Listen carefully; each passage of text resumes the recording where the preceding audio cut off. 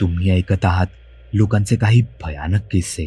आता हे तुम्हीच ठरवायचं आहे की ही एक भुताटकी होती की केवळ एक त्यांचा भास. तो एक भास होता. अनुभव पहिला. आम्ही त्यावेळी मुंबईतून कोकणात जायला निघालो होतो. आमची प्रायव्हेट गाडी होती. गाडीत मी, माझा नवरा, माझा 7 वर्षांचा मुलगा आणि आमचा पाळीव कुत्रा असे 4घे जण होतो. खरं तर आम्हाला कामावरून सुट्ट्याच मिळत नव्हत्या, पण मग कसलं तरी कारण पुढे करून आम्ही एकदाचे गावी जायला निघालो. मुंबईतून गावाकडचा प्रवास हा अगदी छान सुरळीत चालला होता. मुंबईत संध्याकाळी सोडलेलो आम्ही रात्री उशिरा जेवणासाठी नेहमीच्या हॉटेलवर जाऊन थांबलो आणि मग तिथूनच पुढे घाट रस्त्याने आमची गाडी सुसाट वेगाने आमच्या गावाकडे जायला निघाली. रात्रीचे अंदाजे 2 वाजले होते. अपेक्षेपेक्षा जरा लवकरच आम्ही गावच्या रस्त्यावर आलो होतो. तो रस्ता सुरू होताच आमचा कुत्रा काहीसा विचित्र आवाज करू लागला.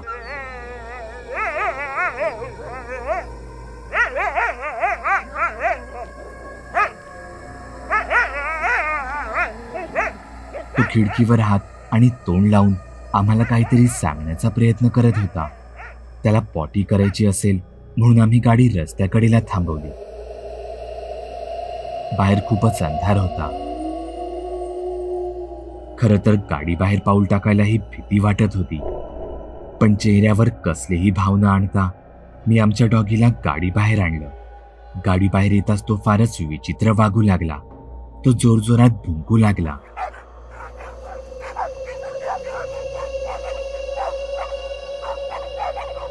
पट्ट्यावर हिसके देऊ लागला. मी तर तेव्हा खूपच घाबरली. आमचा कुत्रा याआधी असा कधीच वागला नव्हता. तो जवळजवळ पिसाळल्यासारखाच करू लागला. मी त्याला कसं तरी खेचत पुन्हा गाडीमध्ये घेऊन आली. कुत्रा असा अचानक का वागत आहे म्हणून माझा नवरा त्या अंधाऱ्यात झाडाझुडपान पाहू लागला, पण त्याला तिथे काहीच दिसलं नाही. म्हणून त्याने गाडी पुन्हा एकदा सुरू केली.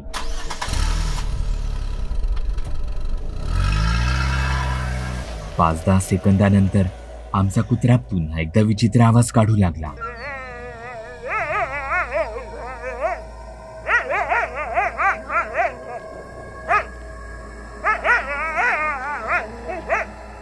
खिडकीवर पाय मारून काहीतरी इशारे करू लागला. आम्ही ठरवलं होतं आता गाडी अजिबात थांबवायची नाही, पण आमचा कुत्रा मात्र ऐकतच नव्हता.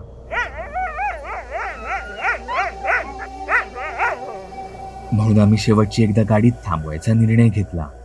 माझ्या नवऱ्याने पुन्हा एकदा रस्त्याकडेला गाडी थांबवली. मी गाडीचं दार उघडून कुत्र्याला घेऊन बाहेर आले. बाहेर येताच तो पुन्हा एकदा पिसाळल्यासारखा करू लागला. तो जोरजोरात भुंकू लागला. तो मला खेचत खेचत 15-20 पावलं झाडात आत घेऊन गेला. तो पट्ट्यावर सारखे झटके देत होता. यावेळी माझा नवराही टॉर्च घेऊन गाडी बाहेर आला. तो टाचा वर करून त्या अंधारात काही दिसतंय का ते पाहत होता. अचानकच तो ओरडला, कुत्र्याला घेऊन लवकर गाडीत बस.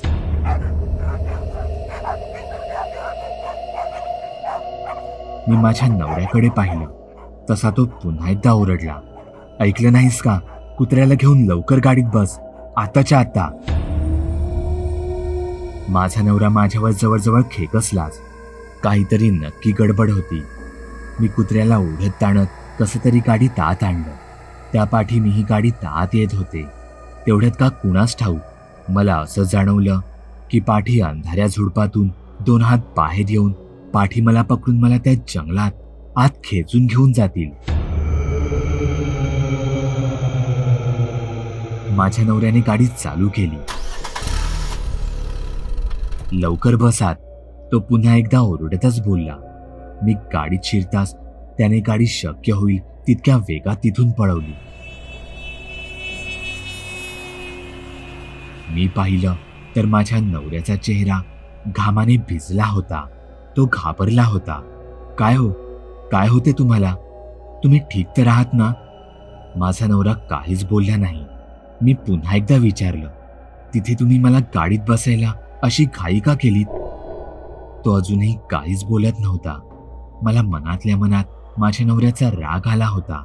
तो रस्ता संपून आम्ही कच्च्या रस्त्यावर आलो. मी पाहिलं तर आमचा कुत्रा एकदम शांत बसला होता. काही वेळातच आम्ही गावच्या घराकडे पोहोचलो. माझा मुलगा कुत्र्याला घेऊन धावत पुढे गेला होता. तेव्हा माझा नवरा मला सांगू लागला. मी टॉर्च मारून पाहिली तेव्हा तिथे अंधारात मला एका माणसाची आकृती उभी दिसली. तो पूर्ण विवस्त्र होता.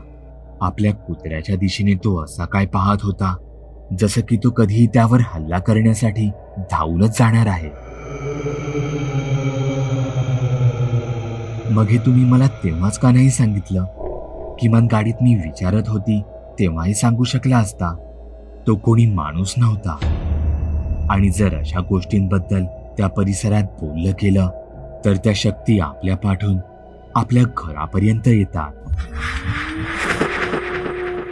मला आठवतंय त्या रस्त्याबद्दल लहानपणी मला अनेक गोष्टी सांगितल्या जायच्या. आपलं नशीब चांगलं म्हणून आपण तिथे जास्त वेळ थांबलो नाही.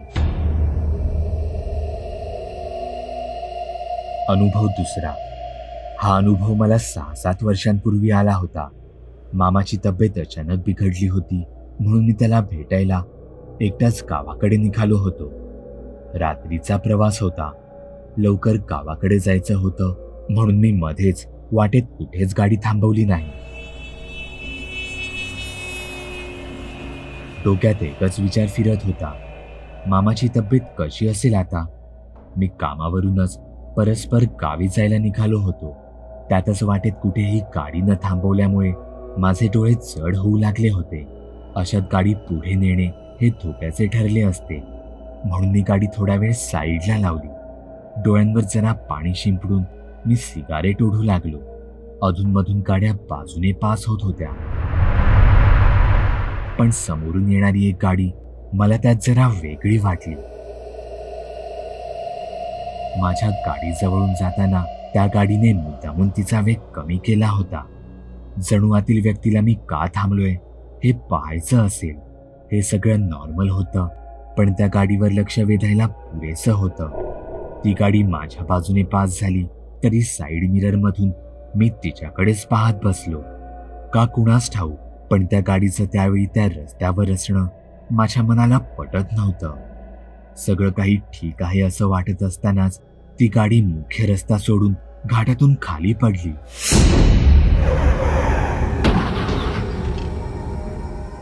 ते दृश्य पाहून मी इतका घाबरलो की झटकन गाडीचं दार उघडून मी बाहेर धावत आलो. धावत जात ती गाडी जिथून खाली कोसळली होती तिथे गेलो. मी शोधत होतो पण तिथे काहीच नव्हतं. तिथून कोणती गाडी खाली कोसळण्याची कोणतीही खूण दिसत नव्हती. ना तुटलेल्या फांद्या ना झुकलेलं गवत. माझं मन मात्र हे मानायला तयारच नव्हतं. मी मोबाईल टॉर्च वापरून तिथे पुन्हा एकदा नीट पाहू लागलो. मला तिथे जे दिसलं त्याने माझ्या पायाखालची जमीनच सरकली. तिथे काही अंतरावरच एक गाडी पडून होती, पण ती जुनी गंज पडलेली होती. जिच्या आसपास गवत आणि छोटी मोठी झाडंही वाढली होती. तिथे खरंच एका गाडीचा अपघात झाला होता, पण तो खूप वर्षांपूर्वी झाला असावा. मग मी जे आता पाहिलं होतं ते काय होतं? तो प्रसंग पाहून तर त्या रात्री माझी झोपच उडून गेली. आजही जेव्हा जेव्हा मी रात्रीचा प्रवास करतो आणि जेव्हा मला रस्त्याकडेला अशा गाड्या दिसून येतात तेव्हा तेव्हा मला ती हळू झालेली गाडी आठवते. जणू त्या चालकाला मला तिथे थांबून काहीतरी महत्वाचं सांगायचं असावं. तो एक भास होता. तुम्ही सुद्धा तुमच्या गोष्टी बागुलबुवाला मेल किंवा मेसेज करू शकता. बागुलबुवा. चॅनलवर अपलोड केलेल्या नवीन व्हिडिओची नोटिफिकेशन मिळवण्यासाठी चॅनल सबस्क्राईब करायला विसरू नका. व्हिडिओ आवडला तर आमच्या मेहनतीचा मोबदला म्हणून तो लाईक करून मित्रांसोबत जरूर शेअर करा. चॅनलवरचे इतर व्हिडिओ पाहण्यासाठी इथे क्लिक करा. तसेच चॅनलवरची प्लेलिस्टही चेक करा. दर दिवशी नवनवीन भूतांचे व्हिडिओ बनवून मी तुमचं मनोरंजन करत राहू याची खात्री बाळगा.